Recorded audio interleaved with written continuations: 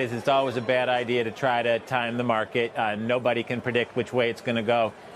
In general, you want to be an investor when other people are panicking and negative. I would continue to say that people are too negative about the possibility of a recession. I seem to pick up the paper every day, and more economists are calling for a recession, saying that this rally has gone on too long. So in general, we still think that higher quality companies are reasonably priced, particularly in this interest rate environment. Like Charlie, what? Charlie, I was just going to say, yes, last chance trade, Stephanie picked Blackstone. You like the private equity names as well, do you not? Yeah. Is Stephanie right to prioritize Blackstone? Which are the other ones you hold? She's absolutely right. I was going to actually yell at Stephanie for stealing my pick. No, that's a name that you guys know.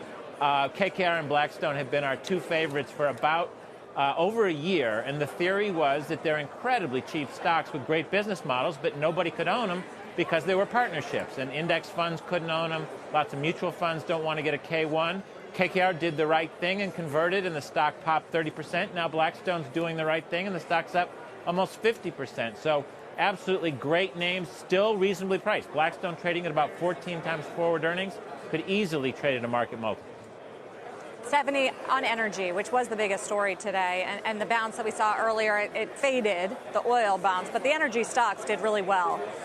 What do you do? I know you're an owner of some of these names. What do you do with this group? It feels like there's still so much underperformance. The oil price is still 30% off of its recent highs.